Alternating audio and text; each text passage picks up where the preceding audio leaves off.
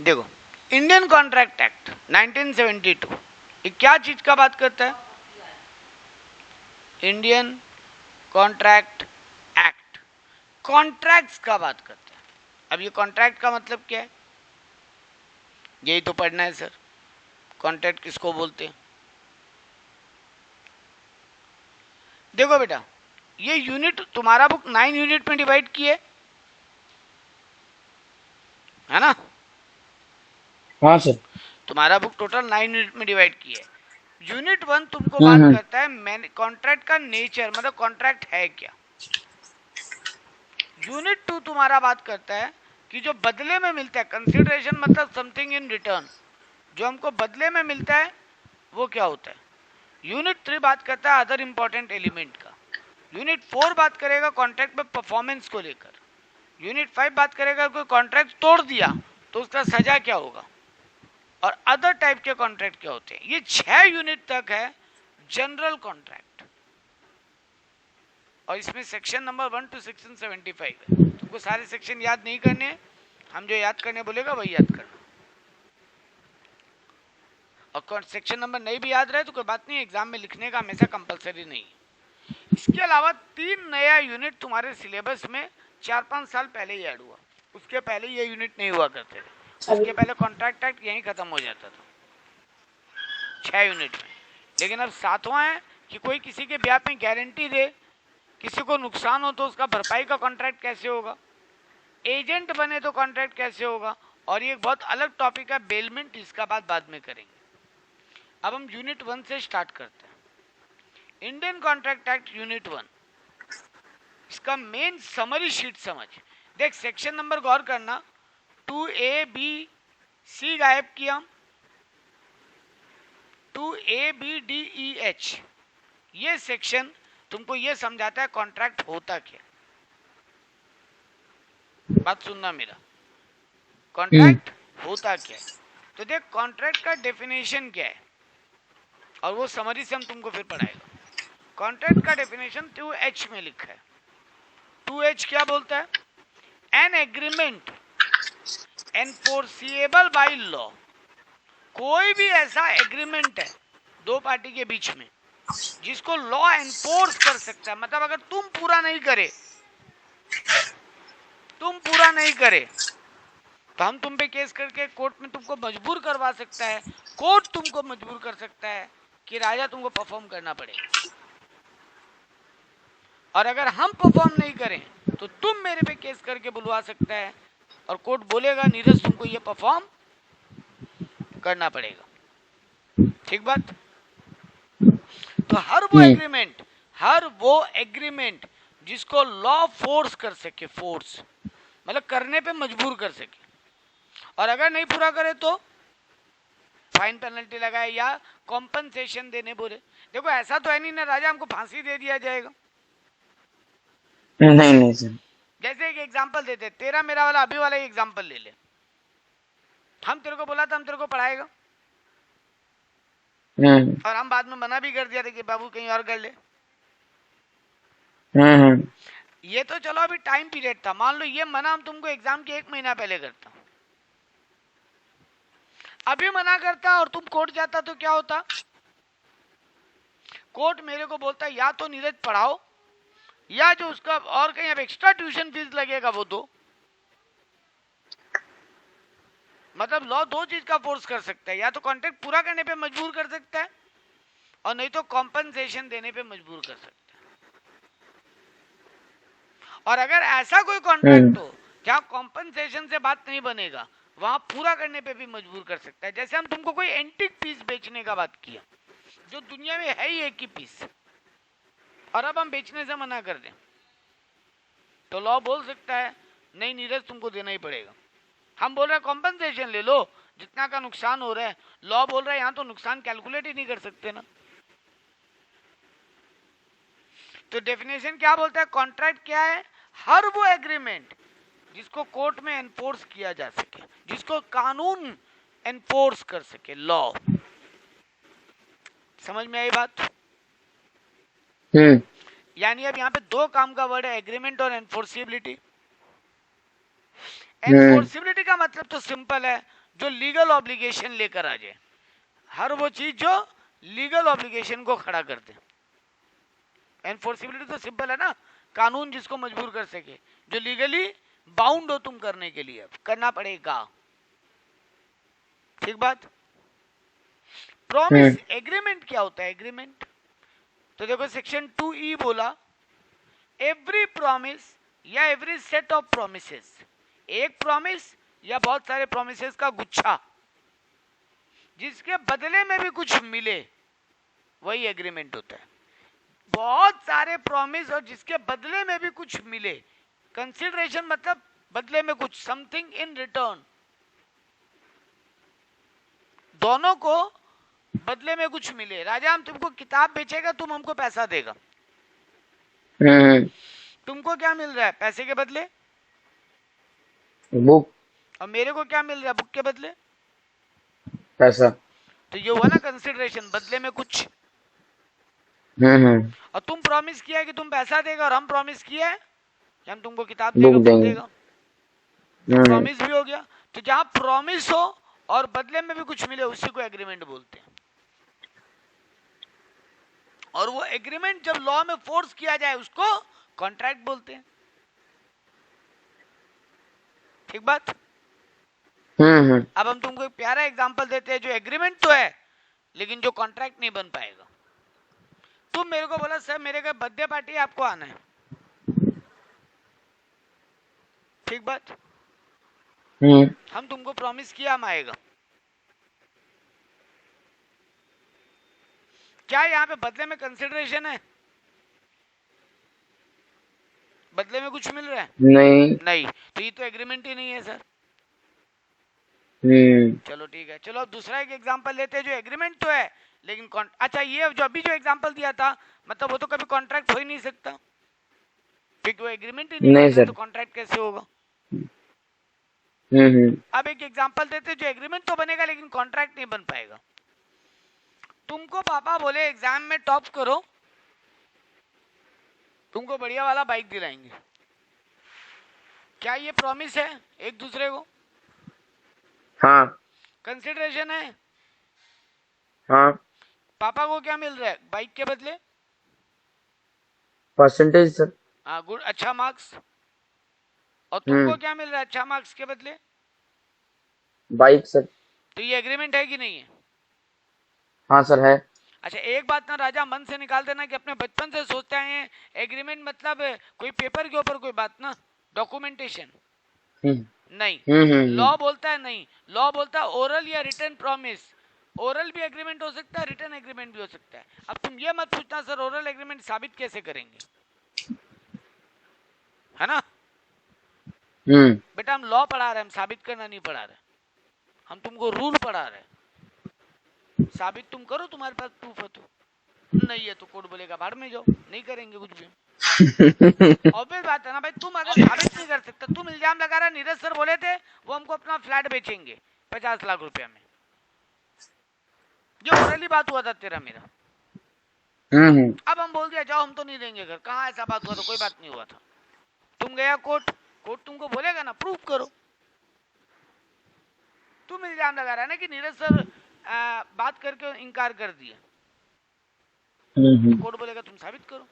अब तुम्हारे पास देखो हर बार रिटर्न डॉक्यूमेंट जरूरी नहीं है, तेरे पास कोई गवाह था, तेरे पास कोई ऑडियो या वीडियो था, चलेगा, तुम कैसे भी साबित कर दो।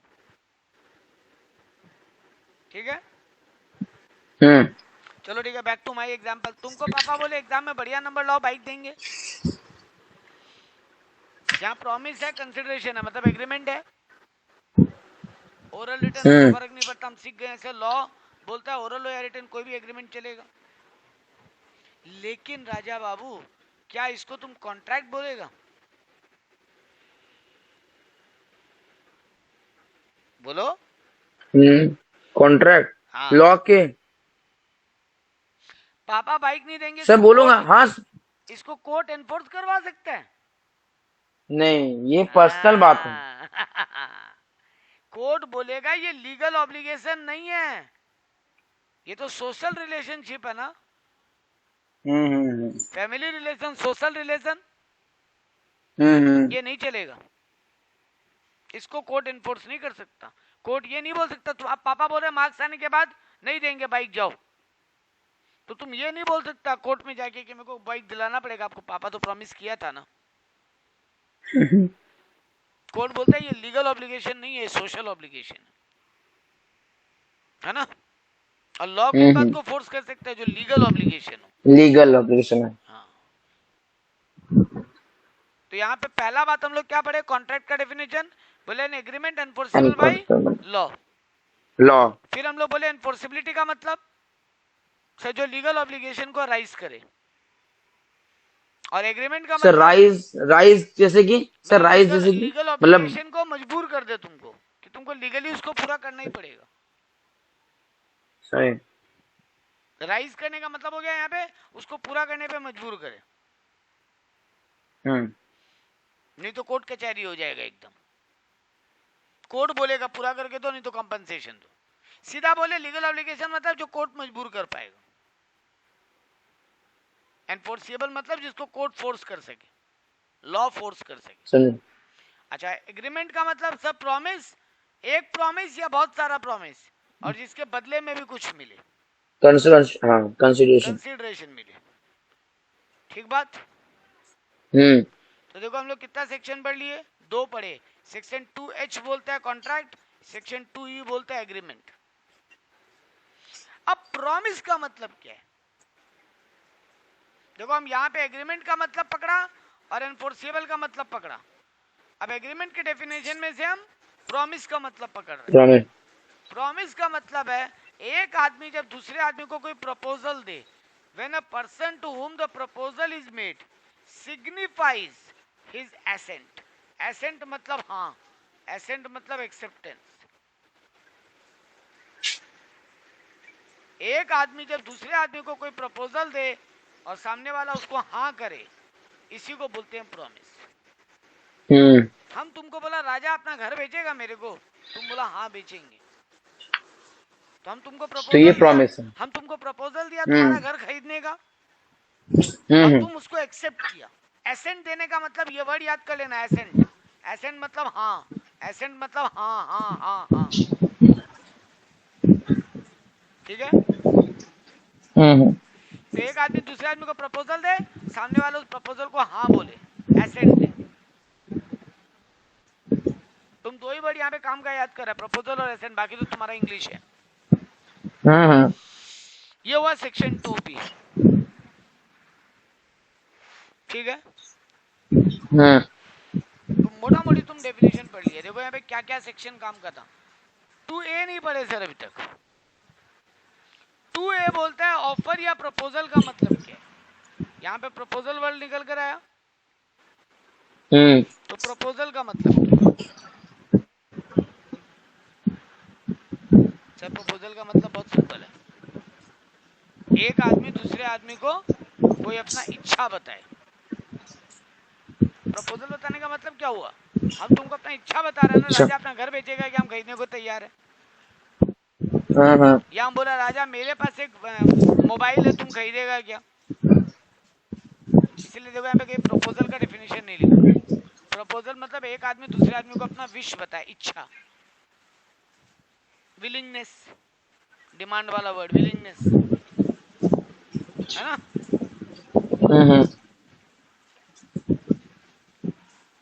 तो यहाँ पर 2A बोला प्रपोजल या ऑफर क्या है, एक आदमी दूसरे आदमी को अपना विलिंगनेस बताए। 2B क्या है, उस विलिंगनेस को एक्सेप्टेंस किया जाए, मतलब वो प्रॉमिस बन जाए, प्रॉमिस है। 2B के बाद C गायब है। 2D बोलता है कंसिडरेशन क्या है, बदले में कुछ, समथिंग इन रिटर्न, बदले में कुछ मिलने को, समथिंग इन रिटर्न। और 2E क्या है, एग्रीमेंट, ठीक है। और 2H क्या है, कॉन्ट्रैक्ट। तो यहाँ पे कौन कौन सा सेक्शन सर याद करें बेटा, तुम 2 ही याद करो, H 2B सॉरी एक मिनट, 2E और 2H 2 ही सेक्शन याद करो। 2E एग्रीमेंट का है और 2H कॉन्ट्रैक्ट का। समझ में आया बात। अब एक बात बोले राजा, अगर हम ऐसा कुछ फ्रेमिंग करें तो क्या गलत कर रहे हैं क्या, बताना जरा। अगर हम बोलता है प्रपोजल प्लस एक्सेप्टेंस अगर हो जाए उसको प्रॉमिस बोलते हैं। हाँ सर। और प्रॉमिस प्लस कंसिडरेशन अगर हो जाए उसको एग्रीमेंट बोलते अग्रीमेंट हैं। कहते हैं। हाँ और सर। एग्रीमेंट प्लस और एनफोर्सिबिलिटी अगर हो एनफोर्समेंट जाए उसको कॉन्ट्रैक्ट बोलते हैं। तो कॉन्ट्रैक्ट। हाँ, तो हाँ ये सर। समरी याद कर लो, काम हो गया। हम उल्टा चला है राजा, उल्टा उल्टा हम उल्टा से जाके कॉन्ट्रैक्ट तक पहुंच रहे हैं। पहले हम बोला प्रपोजल प्लस एक्सेप्टेंस हो जाए तो वो प्रॉमिस बन गया, प्रॉमिस में कंसिडरेशन जोड़ दो तो वो एग्रीमेंट बन गया, और एग्रीमेंट में एनफोर्सिबिलिटी जोड़ दो तो वो तो कॉन्ट्रैक्ट कॉन्ट्रैक्ट बन बन गया। गया। हो गया काम। हम्म। तुम डेफिनेशन याद कर लिए, और डेफिनेशन में कौन सा काम का सेक्शन नंबर याद किए? एग्रीमेंट का section H 2H 2E, and 2H। Contract का सेक्शन 2H, बाकी मत याद करो। ठीक बात। एग्जाम में ये इक्वेशन लिखना नहीं है, बट ये तुम्हारी समझ के लिए। ठीक बात। अब आता है राजा सबसे इंपॉर्टेंट क्वेश्चन इस यूनिट का, essential element of a valid contract. एक कॉन्ट्रैक्ट को वैलिड कब बोलेंगे हम? एक कॉन्ट्रैक्ट को वैलिड कब बोलेंगे? वैलिड, वैलिड मतलब वो कॉन्ट्रैक्ट है या नहीं, वो कॉन्ट्रैक्ट कोर्ट में जा सकता है कि नहीं। अच्छा वैलिड, समझे। मतलब लॉ उसको करने पे मजबूर कर सकता है कि नहीं। इनवैलिड कॉन्ट्रैक्ट को लॉ कभी मजबूर कर सकता है क्या? नहीं सर। तो लॉ मजबूरी तो उस कॉन्ट्रैक्ट को कर सकता है जो वैलिड है। हाँ, तो सर लॉ बोलता है कुछ एलिमेंट्स हैं जो कंपलसरी है, अगर वो हैं तो वो वैलिड है। सारे के सारे एलिमेंट होगा तो वैलिड है, वरना वैलिड नहीं। और ये बोलता है section 10 of Indian contract act. एक ही सेक्शन नंबर हम तुमको याद करने बोल रहे हैं, ऊपर दो याद कराए हैं, 2H और 2E। 2E माने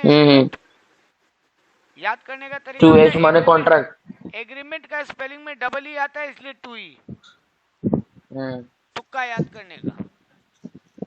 2H मतलब कॉन्ट्रैक्ट जाएगा एक कॉन्ट्रैक्ट का।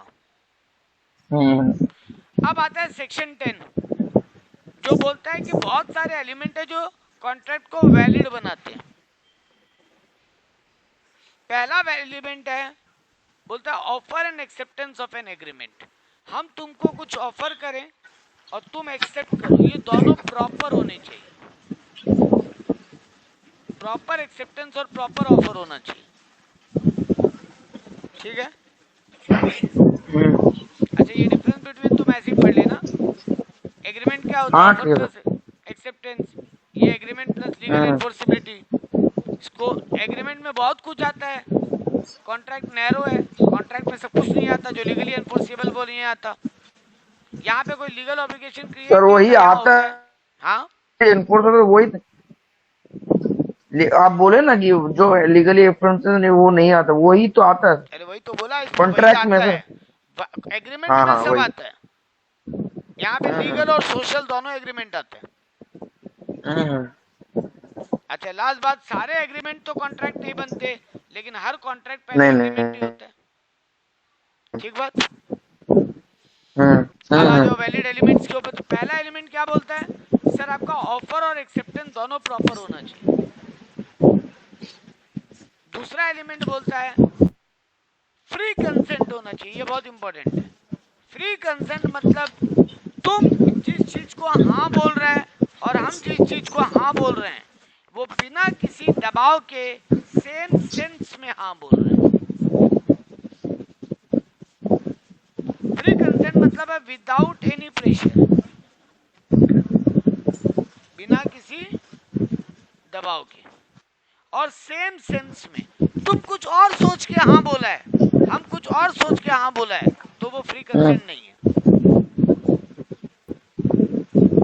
टू और more person said to be consented when they agree upon same thing in same at the same time। एक ही सेम बात पे। तुम भी लाल वाला ही सेंट्रो बेचना चाहता था और हम भी लाल वाला सेंट्रो खरीदने के लिए हाँ बोले। तुम्हारा हाथ का इशारा मेरे को ब्लू की तरफ लगा और हाँ बोल दिया, और तुम लाल वाला बेचना चाहता था, तो दोनों सेम थिंग पे एग्री नहीं हुए। तो हम तुम्हारे माथे पे बंदूक रख के बोला राजा अपना गाड़ी बेच, नहीं तो गोली मार देंगे, तुम दबाव में हाँ बोला, तो भी वो फ्री कंसेंट नहीं है। नहीं तुम ब्लू गाड़ी की तरफ इशारा कर रहा था, हमको लगा तुम लाल गाड़ी बेचने का बात कर, हम हाँ बोल दिया, ये भी फ्री कंसेंट नहीं है, क्योंकि सेम थिंग और सेम सेंस में एग्री नहीं हुए हम लोग। तो दो बात बोला हम, दबाव और थिंग। तीसरा एलिमेंट है, जो भी पार्टी कॉन्ट्रैक्ट कर रहा है वो कैपेबल होना चाहिए। कैपेबल मतलब मेजर एज का होना चाहिए, मतलब 18+, साउंड माइंड का होना चाहिए, मतलब दिमागी तौर पे संतुलित, और उसको लॉ डिस्क्वालीफाई नहीं किया, कोई भी कारण से उसको कानून कॉन्ट्रैक्ट करने से मना नहीं किया। एक आदमी कैपेबल तभी माना जाएगा जब वो एज में मेजर है, मतलब 18+ है, माइनर नहीं है, माइनर मेजर है मतलब 18+।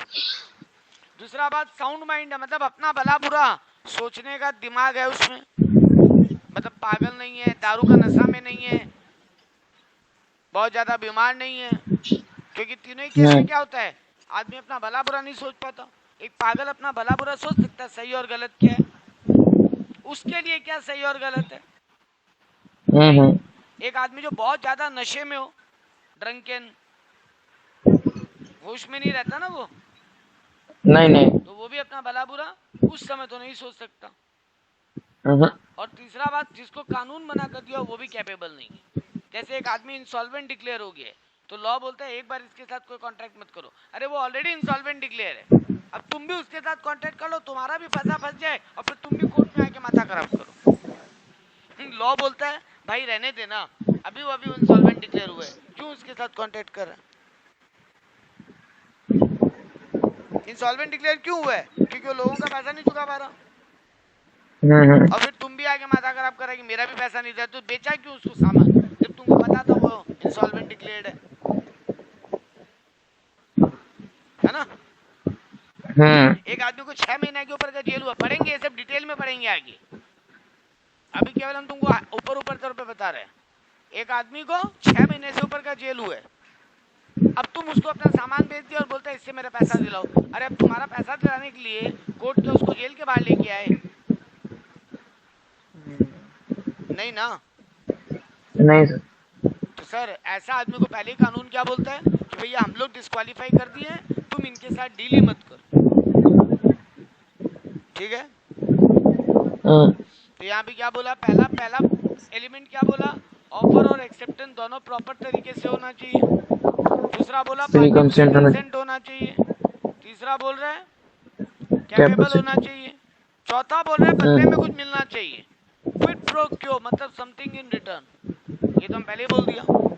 अगर देखो तुम हमको अपना गाड़ी दे रहे हैं, हम बदले में कुछ नहीं दे रहे हैं, या हम तुमको अपना मोबाइल दे रहे हैं, तुम बदले में कुछ नहीं दे रहे हैं, तो लॉ बोलता है मेरे लिए वो वैलिड कॉन्ट्रैक्ट नहीं है, हम उसको एनफोर्स नहीं करा सकते।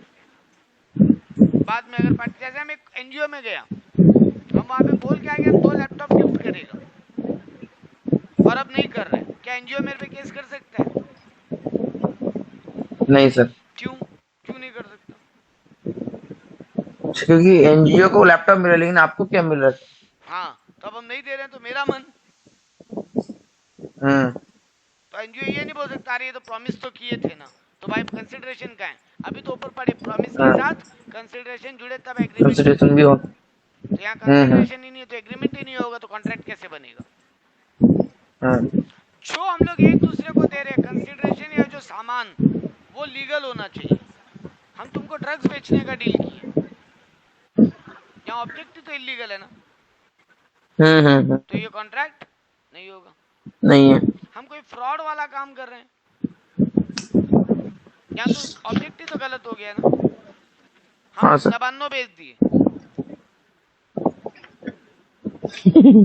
हम हावड़ा ब्रिज बेच दिए, सर आपका नहीं, आप कैसे बेच सकते, है ना, फ्रॉड हो गया ना, फ्रॉड। चलो ये 99 हावड़ा ब्रिज सुन के हंसी आ जाता है, हम पड़ोसी का फ्लैट बेच दिए नकली कागज बना के, सब फ्रॉड है ना। अब हम बोल रहे हैं मेरे को पार्टी पैसा नहीं दे रहा है, हम तुमको फ्लैट दे दिया और अब हम तुम पैसा नहीं दे रहे, हम कोर्ट जाएगा, कोर्ट पहले मेरे को पकड़ के जूता मारेगा, बोलेगा फ्रॉड करता है, नकली कागज बना के प्रॉपर्टी बेचता है दूसरा का। कोर्ट मेरा पैसा दिलाएगा क्या? नहीं सर। प्रॉपर्टी आपका नहीं है, पैसा किस बात का?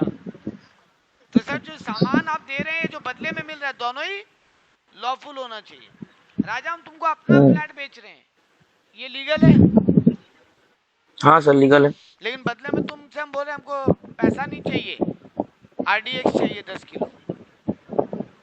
RDX सर फिर तो ये लीगल नहीं। हाँ, क्योंकि बदले में जो मिल रहा है वो अनलॉफुल है। लॉफुल, हाँ। और कुछ कुछ चीजों को लॉ वॉइड डिक्लेयर करता है, वॉइड, ये वर्ड को स्टार लगा के रखना, आगे आएगा। तो अच्छा जिन सर। चीजों को लॉ वॉइड डिक्लेयर कर दिया है वो भी एग्रीमेंट वैलिड नहीं होंगे। तो हम लोग सर वॉइड जैसे कि वॉइड का मतलब कोर्ट ही मना कर है, सुन, वॉइड का सिंपल मीनिंग है कानून बोलता है हम इसको मजबूर नहीं कर सकते। जैसे एग्जांपल दें, मेरा लंदन से एक शिप आ रहा था, उस शिप में 1000 मोबाइल थे।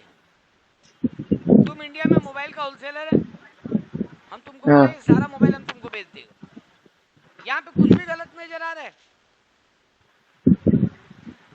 सर वो बाहर से जहाज जा रहा है, मतलब लंदन से आ रहा है, ये गलत हो सकता है? क्यों गलत होगा बेटा? क्या हम लोग इंपोर्ट एक्सपोर्ट नहीं करते? हाँ हाँ करते हैं। तो फिर ऐसे अभी तक कुछ भी गलत नहीं है बेटा। अब क्या हुआ, तेरा एग्रीमेंट के बाद मेरा शिप डूब गया, अब क्या हम तुमको सामान दे पाएंगे? नहीं सर। तुम गया कोर्ट, बोला या तो सामान दिलाओ या कॉम्पनसेशन दिलाओ, लॉ बोलेगा हम नहीं मजबूर कर सकते, क्योंकि यहाँ पे पार्टी जानबूझ के नहीं कर रहा है, एक सामान तो दिला ही नहीं सकता, तेरे को जो नुकसान हो रहा है कॉम्पनसेशन भी नहीं दिला सकते। क्यों? क्योंकि यहाँ पे पार्टी जानबूझ के कॉन्ट्रैक्ट नहीं तोड़ रहे हैं, ये कॉन्ट्रैक्ट टूट रहा है ना राजा? क्या ये कॉन्ट्रैक्ट हम जानबूझ के तोड़ रहे हैं? ना। क्या ऐसा हुआ कि मेरा शिप आ चुका है इंडिया में बट हम तुमको बेचने से मना कर रहा है क्योंकि कोई हमको ज्यादा दाम दे रहे हैं? नहीं सर। यहाँ अगर ये वाला एग्जांपल होता, तुमको कोर्ट कंपनसेशन दिलाता या सामान दिलवाता। लेकिन बेटा जी जो मेरा पहला एग्जांपल है, वहाँ शिप डूब गया, हम क्या करें? मेरा गलती है इसमें? नहीं सर आपका गलती नहीं है, आप जानबूझ के कुछ भी नहीं किया। फैक्ट्री में सामान बन रहा था, फैक्ट्री में आग लग गया। मेरा इस बार जो फसल उगा था, सूखा पड़ा या फ्लड आया, मेरा फसल बर्बाद हो गया। क्या यहाँ पर तीनों ही एग्जांपल में पार्टी का कोई फॉल्ट है? नहीं सर। तो फिर कोर्ट बोलेगा बेटा ये कॉन्ट्रैक्ट यहीं कैंसिल, न सामान दिला सकते हैं न नुकसान का भरपाई करवा सकते हैं, कॉम्पनसेशन भी नहीं। हाँ, खाली तुम जो पैसा अगर हमको दे के रखा है वो वापस दिलवा सकते। अरे अबे बात, वो तो मिलेगा ही ना। एडवांस जैसे बोल रहे हो ना? हाँ, तुम मेरे को बोला था आपके फैक्ट्री में 2 लाख बॉटल ऑयल बनेगा, मेरे को बेच दीजिएगा, हम बोला हाँ डन। पर बॉटल का तुम मेरे को बोला था पर बॉटल का दाम कितना, हम बोले 100 रुपया, मतलब 2 करोड़ का डील था। और तुम बदले में मेरे को 20 लाख का एडवांस दे के रखा था। कोर्ट बोलेगा भैया माल नहीं मिलेगा, अब तुमको यही बॉटल मार्केट में 100 की जगह 120 में मिल रहा है, तो तुमको तो 20 रुपए का एक्स्ट्रा नुकसान भी हो रहा है, वो भी नहीं मिलेगा, खाली तुम्हारा 20 लाख वापस मिल सकता, मतलब कॉम्पनसेशन भी नहीं मिलेगा, माल भी नहीं दिला सकता कोर्ट। इसी को बोलते हैं वॉइड, मतलब सिंपल लैंग्वेज में बोले वॉइड मतलब जिसको लॉ एनफोर्स नहीं कर सकते। ठीक है, तो अगर स्टार्टिंग से किसी कॉन्ट्रैक्ट को वॉइड डिक्लेयर कर दिए तो फिर वो भी वैलिड एग्रीमेंट नहीं माना जाएगा। 6 एलिमेंट है सेक्शन 10 में, कितने एलिमेंट है? 6। पहला क्या बोलता है? ऑफर और एक्सेप्टेंस दोनों प्रॉपर होना चाहिए। दूसरा बोलता है फ्री कंसेंट होना चाहिए। तीसरा बोलता है कैपेबल होना चाहिए पार्टी। चौथा बोलता है बदले में जो मिले वो प्रॉपर होना चाहिए। पांचवा बोलता है कंसिडरेशन और ऑब्जेक्ट दोनों लॉफुल होना चाहिए। और छठा बोलता है वो ऐसा कोई भी कॉन्ट्रैक्ट नहीं होना चाहिए जिसको लॉ पहले से वॉइड डिक्लेयर कर दिए। हम्म। ये हो गए 6 एलिमेंट जो तुम्हारे सेक्शन 10 में लिखे हुए हैं। अब वो सेक्शन 10 में लिखे नहीं है, लेकिन वो भी वैलिड एलिमेंट है। लेकिन तब भी वही हाँ, मतलब लॉ में डायरेक्टली नहीं बोला, बट घुमा लिख फिरा के वैलिड। जैसे दो पार्टी होना चाहिए, अरे ऑब्वियस बात है, हम अपने आप कोई माल बेचेगा क्या? नहीं ना। अब ये कॉमेडी लगा ना, नहीं हाँ, लेकिन इसको सीरियस एग्जांपल बनाए। एक हाँ, केस है, हमको मतलब केस लॉ का नाम छोड़ दे। एक केस है जहाँ पे एक पार्टी अपने एक ब्रांच से दूसरे ब्रांच में माल भेजा, ब्रांच ए से ब्रांच बी में। गवर्नमेंट बोला इसको हम कॉन्ट्रैक्ट मानते हैं और ये सेल है और इस पे टैक्स दो। पार्टी बोला हम अपने आप को माल कैसे बेच सकते हैं, क्योंकि कॉन्ट्रैक्ट तो होता ही तब है जब दो पार्टी होना चाहिए। यहाँ तो मेरा ही एक ब्रांच दूसरे हाँ, ब्रांच को माल भेज रहा है, ये कोई टाइप का सेल कॉन्ट्रैक्ट नहीं है, इस पे कोई टैक्स नहीं लगेगा। पार्टी ठीक बोल रहा है। हाँ, हाँ, हाँ, तो देखा, ये पार्टी इसी बात को पकड़ के लॉकआउट में साबित किया कि यहाँ पे तो दो पार्टी का है। समझ लॉ है ना, ऐसे ही आर्गुमेंट नहीं सुनता है कोर्ट। कोर्ट बोलता है लॉ में लिखा क्या है बताओ। दो पार्टी लॉ में लिखा हुआ दिखाएगी, देखिए कॉन्ट्रैक्ट में दो पार्टी होना चाहिए। यहाँ तो XYZ लिमिटेड अपना ए ब्रांच से बी ब्रांच में माल भेजा, ये कोई कॉन्ट्रैक्ट थोड़ी ना हुआ। यहाँ दो पार्टी है कहाँ? पार्टी तो एक ही है, XYZ हाँ, लिमिटेड। ठीक है। हाँ, दूसरा बात बोला, लीगल फॉर्मेलिटीज अगर कहीं कहीं पे कॉन्ट्रैक्ट में बोलता है राइटिंग कंपलसरी है। देखो अभी हम तुमको ऊपर पढ़ा के आए हैं, लॉ बोलता है एग्रीमेंट ओरल और रिटन कुछ भी हो सकता है, हमको कोई प्रॉब्लम नहीं है। हाँ, लेकिन कुछ कुछ लॉ कॉन्ट्रैक्ट ऐसे होते हैं जो राइटिंग में होने पड़ेंगे।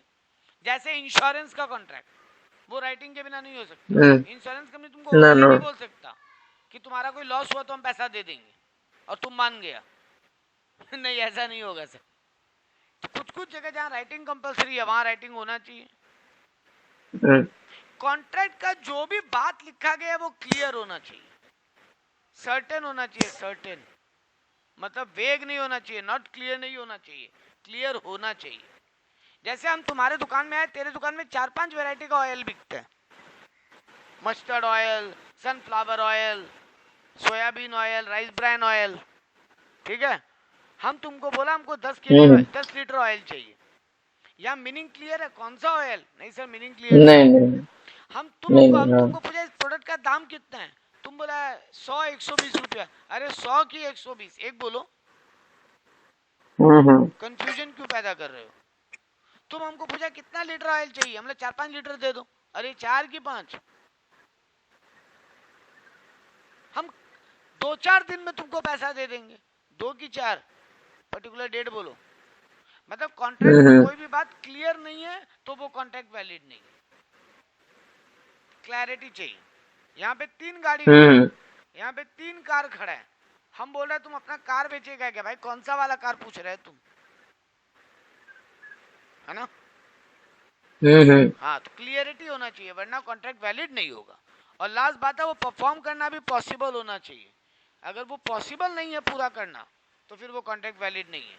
वो शिप वाला एग्जांपल, शिप डूब गया, बेटा अब क्या पॉसिबल है परफॉर्म करना? नहीं सर फैक्ट्री में आग लग गया, सारा माल जल गया, परफॉर्म है पॉसिबल है परफॉर्म करना, माल देना? नहीं।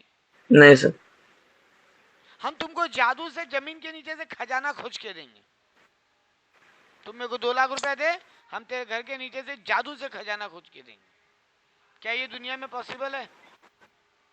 नहीं सर नहीं। तो ऐसा कॉन्ट्रैक्ट भी लॉ बोलता है वैलिड नहीं है। अगर मेरे सामने लेके आओगे हम कैंसिल कर देंगे। हम तुमको बोला हम आसमान से तारा तोड़ के लाके देंगे, मेरे को 1 लाख रुपए दे, सर ये पॉसिबल है? नहीं सर नहीं।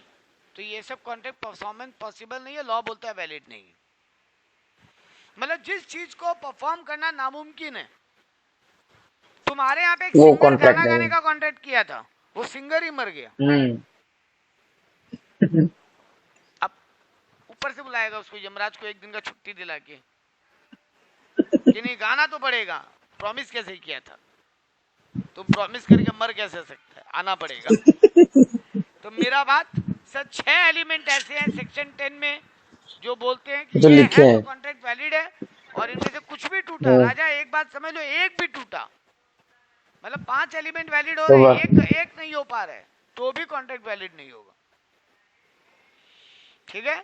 समझे सर। और 6 के अलावा ये 5 और है सर, तो टोटल कितने हो गए बेटा? 11। 11। अब आओ इस चैप्टर के लास्ट टॉपिक पे, इस यूनिट के लास्ट टॉपिक पे, यूनिट 1 खत्म होने वाला है 10 मिनट में। Types of contract. तो बोला on the basis of validity. 3 ही कैसे दिया रे, और 2 कहां गया?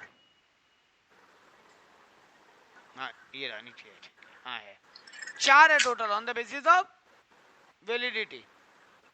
पहला बोला वैलिड कॉन्ट्रैक्ट, मतलब जो लॉफुली बाइंडिंग होगा, मतलब तुम अगर कर लिए तो फिर पूरा करने पे मजबूर हो, नहीं तो कॉम्पनसेशन दो।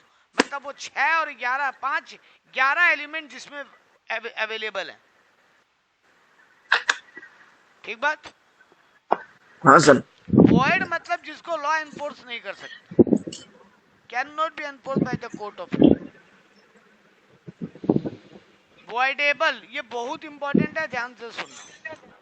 राजा कुछ कुछ कॉन्ट्रैक्ट ऐसे होते हैं जहां कोर्ट एग्राइव्ड पार्टी, एग्राइव्ड मतलब जिसके साथ गलत हुआ है, उस पार्टी को ऑप्शन देता है कि बताओ कॉन्ट्रैक्ट पूरा करना है कि तोड़ना है। अब अगर वो पार्टी चूज करे कि कॉन्ट्रैक्ट को पूरा करना है तो कोर्ट पूरा करवाएगा, और अगर वो पार्टी चूज करे कि नहीं हमको कॉन्ट्रैक्ट तोड़ना है, नहीं करना है कॉन्ट्रैक्ट, तो कोर्ट तोड़वा देगा। किस पार्टी को ऑप्शन मिलेगा? जिसके साथ ज्यादती हुआ जिसके है, साथ गलत हुआ है, गलत। हम्म। हम तेरे माथे पे बंदूक रख के प्रॉपर्टी अपने नाम लिखवा लिया, हम बोला 10 लाख रुपया ले और ये घर मेरे को बेच, तुम उस समय डर के मारे साइन कर दिया कि नीरज सर तो वैसे भी सन किए, कहीं गोली मार नहीं दे। तुम बाद में गया कोर्ट और ये प्रूव कर दिया कि नीरज सर मेरे साथ थ्रेटनिंग किए थे, थ्रेटनिंग, धमकी। ठीक है। तो यहाँ पे किस पार्टी के साथ गलत हुआ? नीरज सर के। आई क्या बात करते हैं? नीरज सर तेरे माथे पे बंदूक रखा और जबरदस्ती कॉन्ट्रैक्ट साइन करवा के प्रॉपर्टी अपने नाम पे कर लिया, नहीं सर, नीरज आप सर के साथ ही गलत हुआ है। नहीं भाई ना तेरे ना। साथ गलत हुआ है। नहीं, आप फर्स्ट एग्जांपल में आप बोले कि नीरज सर का मतलब घर खरीदा, हाँ नीरज सर घर मतलब। खरीदे तेरे माथे पे बंदूक रख के। ओ अच्छा, तो फिर मेरे साथ ही गलत हुआ। हम राजा के माथा पे बंदूक रखा, बोला घर मेरे को हम्म बेच, हम्म ये ले रुपया, घर में तुम बेचना नहीं चाहता था, बट हम तेरे को धमकी दे के बिकवा दिया। ठीक है। कोर्ट में तुम गया और ये साबित भी कर दिया। अब कोर्ट तेरे को ऑप्शन देगा, बोल ये कॉन्ट्रैक्ट तोड़ के तुमको तुम्हारा प्रॉपर्टी वापस चाहिए कि तुम बेचना चाहते हो। अब तुम बोलेगा सर हम बेचना ही चाहते तो केस ही क्यों करते, है ना? लेकिन बेटा तेरे को केस चलते चलते लगा कि अब ये प्रॉपर्टी तो डिस्प्यूटेड हो गया। जिस प्रॉपर्टी में गुंडागर्दी इन्वॉल्व हो जाता है फिर लोग खरीदने से डरते हैं। लोगों को लगता है ना भाई ये डिस्प्यूटेड प्रॉपर्टी है, इसमें हाथ डालेंगे फिर हम भी फंस जाएंगे लफड़ा में, इससे अच्छा तो करते लेते ही नहीं है, भाड़ में जाए, है ना? तेरे को लगा कि नहीं नीरज सर को बेच देते हैं लेकिन ज्यादा पैसा चाहिए, तो तुम कोर्ट में हाँ बोल देंगे ठीक है हम कॉन्ट्रैक्ट पूरा करवाना चाहते हैं बट इतना पैसा लगेगा। अब कोर्ट देखेगा उतना पैसा बनता है कि नहीं बनता है। अब ऐसा थोड़ी ना तुम बोलेगा हम नीरज सर को बेचना चाहते हैं 10 लाख की जगह हमको 200 करोड़ चाहिए, फिर तो तुम बोलेगा हाँ बढ़िया ही है बेचेंगे, क्या दिक्कत है, अंबानी जितना पैसा चाहिए। नहीं वो नहीं, कोर्ट देखेगा मैटर को कि इसमें कितना पैसा बनता है, मतलब जेन्युइन क्या वैल्यू बनता है उसका, जेन्युइन वैल्यू। और अगर तुम बोलता नहीं मेरे को तो मेरा जमीन ही वापस चाहिए, हमको नहीं बेचना है किसी को भी, ठीक है कोर्ट तुमको वो करवाएगा क्योंकि तेरे साथ गलत हुआ है ना, तो तेरे को ऑप्शन मिलेगा। तो लॉ एनफोर्स करेगा, ऑप्शन देगा एक पार्टी को जिसके साथ गलत हुआ है। तो वैलिड मतलब जहां पे सारे एलिमेंट वैलिड हो और जिसको कोर्ट बाइंडिंग कर सकता है। वॉइड मतलब जिसको लॉ एनफोर्स नहीं कर सकता। वॉइडेबल मतलब एग्राइव पार्टी को ऑप्शन मिलेगा, बोलो। जिसके हाँ। इलीगल मतलब जिसको लॉ सर जो मना लीगली करता है, जो क्राइम है, क्राइम जिसको लॉ फॉरबिड करता है, मना कर दिया, लॉ बोलता है ये करना ही नहीं है, उल्टा करोगे तो हम तुमको फाइन, पेनल्टी, जेल में डाल देंगे। ड्रग्स बेचने का कॉन्ट्रैक्ट, इलीगल हथियार बेचने का कॉन्ट्रैक्ट, ये सब क्या है? इलीगल ना। सुपारी, सुपारी मर्डर का सुपारी वाला कॉन्ट्रैक्ट, हम राजा को सुपारी दिए बोले अभिषेक सर को उड़ा दे, तो ये इलीगल है ना। तो लॉ बोलता है ये तो क्राइम है। कौन सा लॉ है? उस लॉ का नाम जानते हो जहां पे क्या क्या चीज को क्राइम में बताया गया है? इंडियन पीनल कोड एक्ट, जिसको तुम बोलते हो ना, वो दफा 302 सजाए मौत, दफा 309 उम्र कैद, जो हिंदी पिक्चरों वाला लॉ चलता है, वो सब इंडियन पीनल कोड एक्ट है, क्राइम लॉ, क्राइम लॉ, समझे? और आखिरी और पांचवा है एज पर वैलिडिटी, जिसको बोलते हैं अनएनफोर्सिएबल। सर वही तो वॉइड हुआ। वॉइड का डेफिनेशन यही है, अनएनफोर्सिएबल, नॉट एनफोर्सिएबल। नहीं, यहाँ पे वॉइड वाला अनएनफोर्सिएबल नहीं बोला, यहाँ पे अनएनफोर्सिएबल बोलना चाहता है कि तुम्हारा मेरा जो डील हुआ ना, उसमें कुछ टेक्निकल प्रॉब्लम था, खाली वो टेक्निकल प्रॉब्लम सॉल्व कर दो, लॉ मान जाएगा। जैसे सिग्नेचर गलती से गलत हो गया, नाम का स्पेलिंग एरर है, डेट गलत है, एड्रेस में कुछ एरर हो गया है, कभी कभी होता है ना, जो हम लोग डॉक्यूमेंट बनाते हैं उसमें छपने में कुछ मिस्टेक हो गया, तो लॉ बोलता है वैसा कुछ अगर है उसको ठीक करा के ले आओ। जब तक ठीक नहीं कराओगे हम उसको अनएनफोर्सिएबल मानेगा। तो ऊपर वाला वॉइड था, वॉइड मतलब कभी उसको फोर्स नहीं करेंगे, कभी भी नहीं। और अनएनफोर्सिएबल मतलब जो टेक्निकल प्रॉब्लम है वो सॉल्व करके ले आओ, हम एनफोर्सिबल कर देंगे, लेकिन जब तक वो टेक्निकल प्रॉब्लम है तब तक सॉल्व नहीं होगा। हाँ हाँ समझ। अरे तेरा सिग्नेचर गलत है, साइन हुआ ही नहीं गलती से, एड्रेस गलत है, नाम गलत है, कुछ और ऐसा एरर है जो बाद में प्रॉब्लम, कंफ्यूजन क्रिएट कर सकता है, ठीक है? तो ये 5 टाइप कौन से है? On the basis of validity. अब आते हैं ऑन द बेसिस ऑफ, अब इजी है, formation. On the basis of formation. पहला बोला एक्सप्रेस कॉन्ट्रैक्ट, मतलब तुम्हारे मेरे बीच में टर्म्स कॉन्ट्रैक्ट का पूरा बाई बोल के या लिख के सारा बात हो गया, मतलब हम लोग अपने को एक दूसरे को सारे टर्म्स एंड कंडीशन एक्सप्रेस कर दिए, बता दिए, सर लिख के ना, बोल के या लिख के, जैसे भी। अच्छा वर्ड्स और इन वर्ड लिख के, हाँ ठीक है। क्यों बोलना एक्सप्रेशन नहीं है? हाँ सर है। तेरा मेरा कॉन्ट्रैक्ट तो ओरली हुआ है ना, हम तेरे को पढ़ाएंगे। सर नहीं, रिटर्न भी व्हाट्सएप पे लिखिए आप, व्हाट्सएप पे लिखिए आप। तो तेरा मेरा तो ओरली हुआ, रिटर्न हुआ है। अब ये थोड़ी ना बोला है कोई कॉन्ट्रैक्ट पेपर पे रिटर्न होना चाहिए, वो स्टैम्प पेपर पे, आरबीआई वाला, ये थोड़ी ना बोला है। लेकिन लॉ तो बोलता है बेटा लिखना छोड़ो, अगर बोल के भी कॉन्ट्रैक्ट हुआ है वो भी एक्सप्रेस है, ठीक है? इम्प्लाइड मतलब ना बोला ना लिखा। इम्प्लाइड वर्ड का ना एकदम कॉमन मीनिंग है, सर बोलते हैं ना ऑब्वियसली, बोलते हैं ना डीम्ड, ऑब्वियसली, ऐसा तो होता ही है। अच्छा। हमारे यहाँ तो ऐसा ही होता है। जैसे हम तुमको एक बात बोलते हैं, इम्प्लाइड का एग्जांपल देते हैं बहुत प्यारा। यहाँ से एक हावड़ा मैदान बस जा रहा था मेरे घर से हावड़ा स्टेशन, हम उस बस में चढ़ गया, हावड़ा स्टेशन आए, उतरने लगा, बस वाला बोला भाड़ा दो। हमने किस बात का भाड़ा? तुम मेरे को बोला या लिखा था क्या? तो भाड़ा देना होगा कि नहीं देना होगा? तो देना ही होगा। देना ही होगा, वरना जूता डंडा सब मारेगा आपको। तो ये क्या हुआ? इम्प्लाइड बात है ना, ऑब्वियस बात है, आप बस में चढ़ेंगे तो भाड़ा देना पड़ेगा। तो कुछ चीजें लॉ में इम्प्लाइड होती है, जैसे रेड सिग्नल आएगा तो गाड़ी रोकना ही पड़ेगा आपको, वहां लिखा तो नहीं था इसकी हम्म। गाड़ी रोकने, कोई बोला है क्या वहां पे गाड़ी रोकने? नहीं सर। नहीं। मेरे घर पे केक डिलीवरी हुआ गलती से, मेरे पड़ोसी के घर डिलीवरी होना था, मेरे घर डिलीवरी हो गया और हम खा गया। हमको पैसा देना होगा कि नहीं? हाँ सर, खा गए तो देना ही पड़ेगा सर। हाँ, या तो केक वापस दो या पैसा दो। हम्म। हम खा गए, केक तो कहां से दे अब? हम्म। हम बोलेंगे नहीं तुम मेरे को बोला था क्या ओरली या रिटर्न कि तुम मेरे को केक देगा हम बदले में पैसा देंगे? कोई कॉन्ट्रैक्ट हुआ था क्या? सर इम्प्लाइड बात है। तो यहाँ इम्प्लाइड का मतलब ही हो गया ऑब्वियस या डीम्ड, ऑब्वियस। मतलब बोलना या लिखना नहीं पड़ा बट वो कॉन्ट्रैक्ट हो गया। अब हम केक खा लिए, हमको पैसा देना पड़ेगा क्योंकि बदले में मिल चुका है हमको कुछ, तो हमको भी बदले में कुछ देना पड़ेगा। एक होता है टैसिट कॉन्ट्रैक्ट।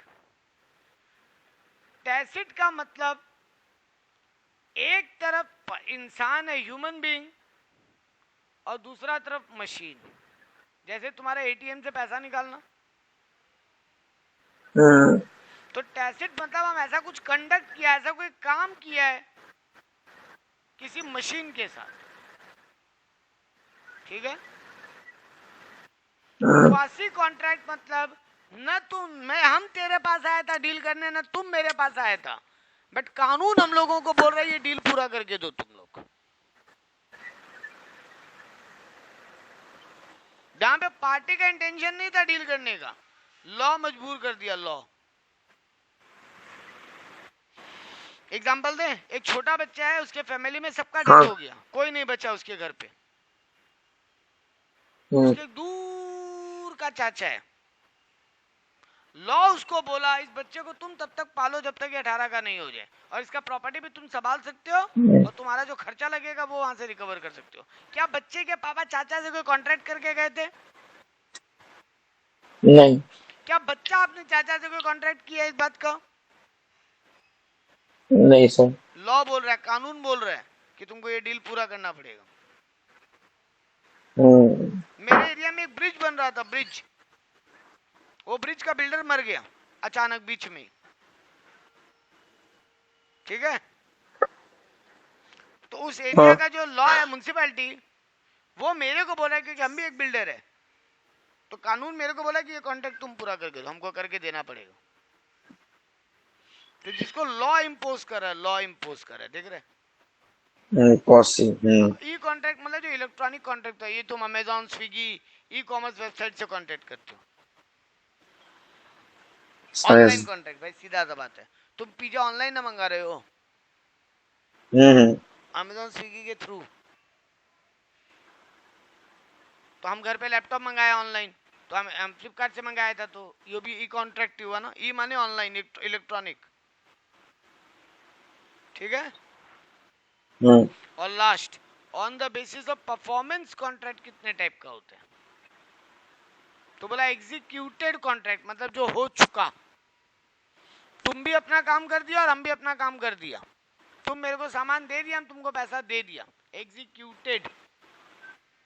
एग्जीक्यूटरी कॉन्ट्रैक्ट, या तो दोनों पार्टी का परफॉर्मेंस बाकी है या एटलीस्ट एक पार्टी का भी परफॉर्मेंस बाकी है। हम तुमको सर एक क्वेश्चन है। बोल।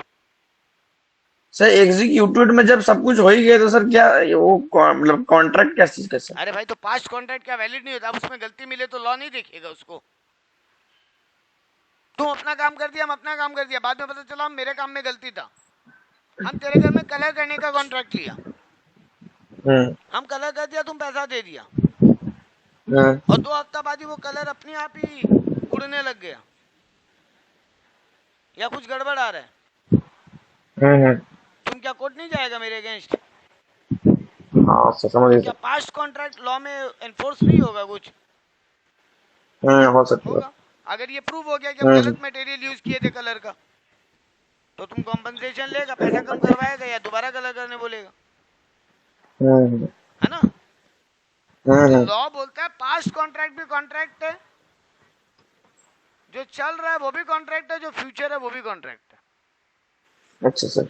तो एग्जीक्यूटरी मतलब जो होगा, अब परफॉर्मेंस बाकी है मतलब जिसमें, परफॉर्मेंस कब होगा? फ्यूचर में होगा।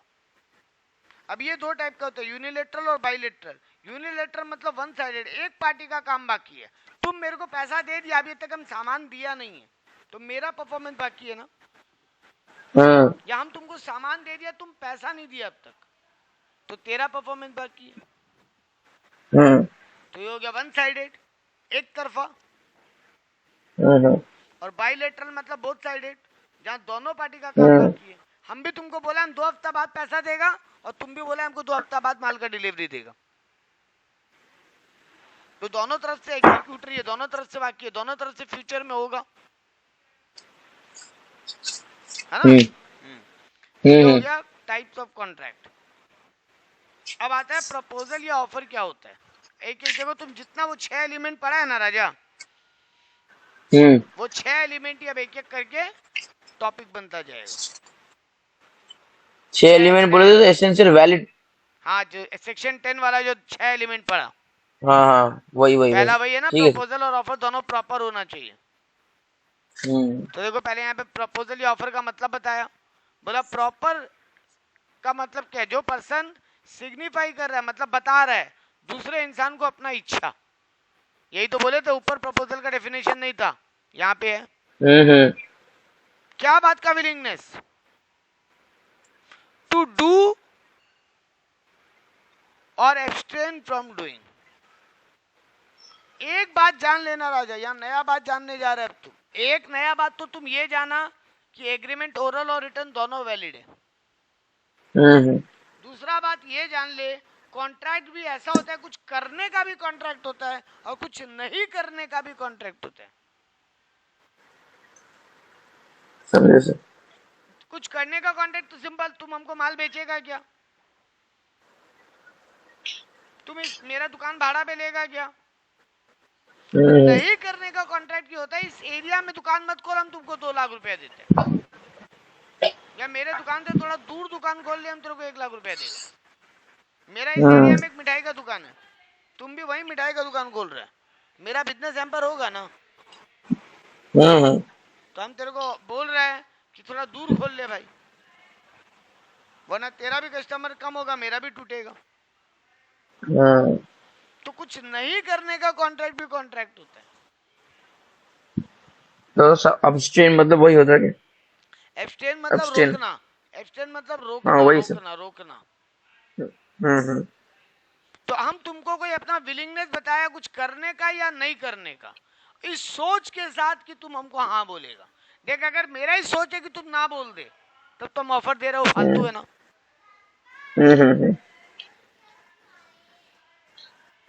ठीक बात।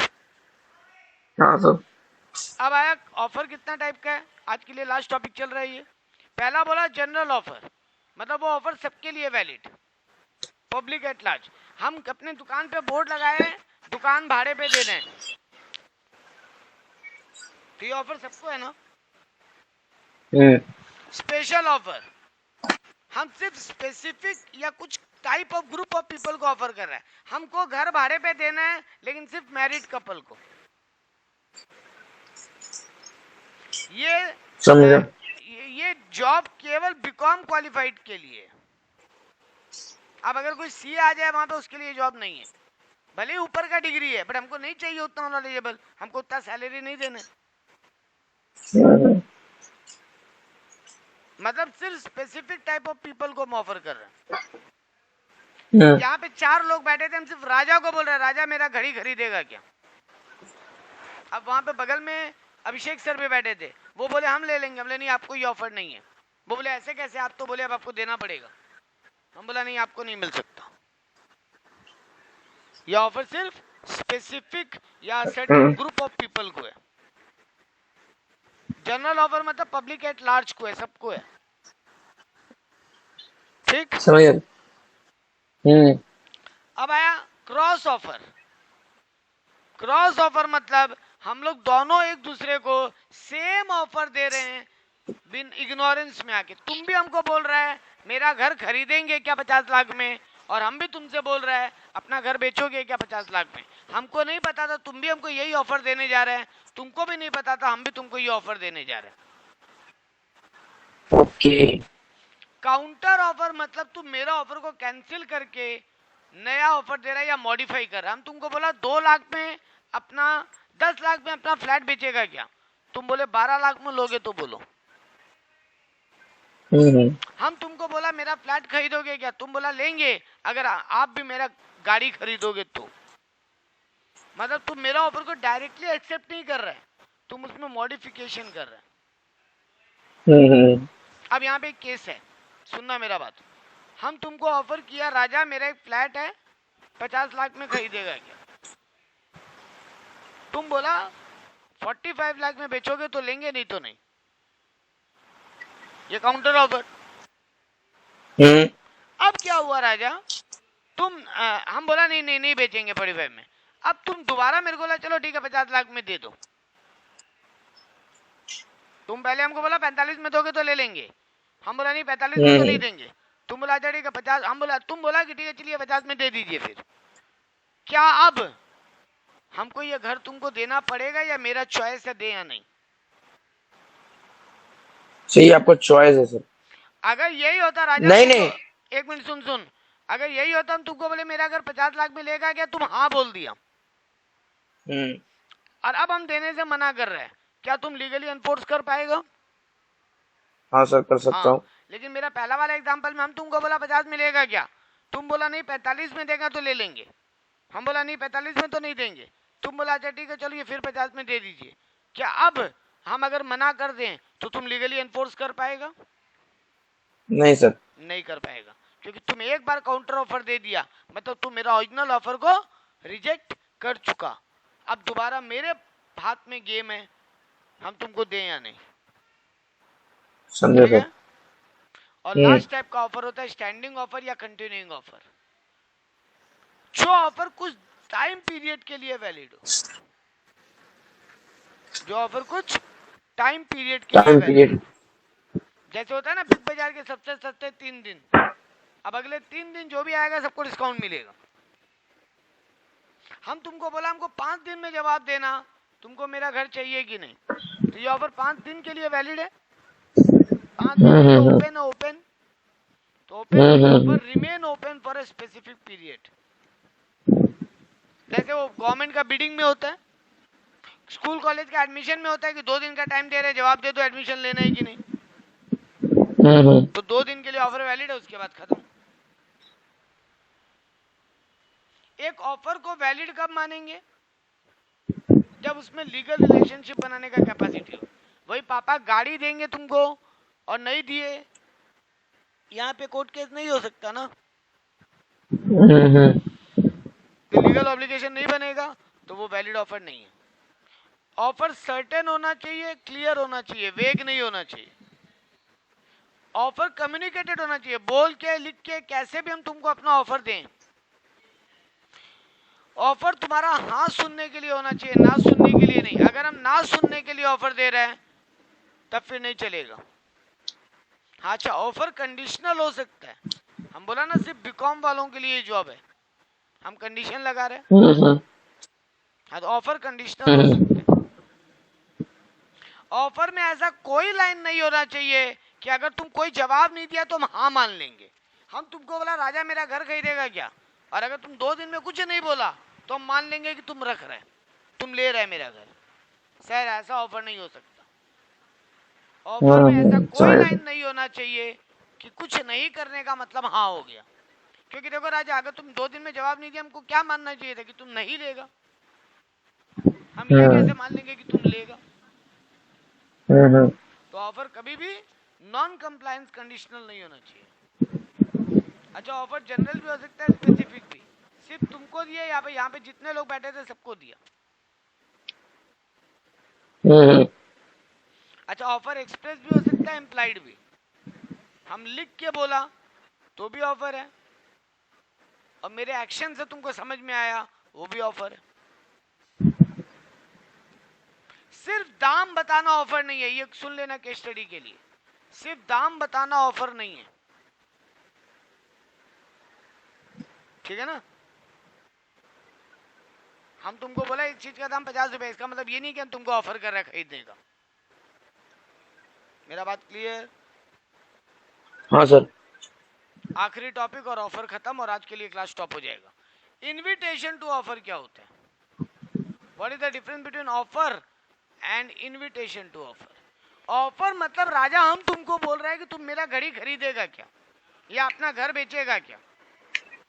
लेकिन इनविटेशन टू ऑफर मतलब हम तुमको इनवाइट कर रहे हैं कि तुम आओ और हमको ऑफर दो। ये जो बड़े बड़े मॉल में सामान लटका रहता है, देखिए तुम नॉर्मल दुकान में जाता है, दुकानदार तुमको दिखाल के सामान दिखाता है ना? लेकिन मॉल में जब सामान लटका हुआ रहता है, तुम खुद चूज करता है, काउंटर पे जाके बोलता है मेरे को ये चाहिए।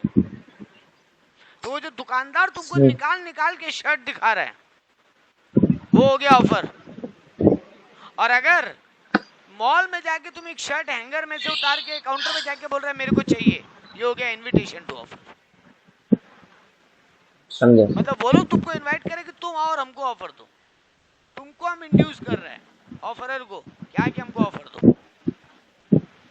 टेंडर बिडिंग में भी यही होता है, बिडर लोग तुमको बुलाते हैं कि तुम बोली लगाओ और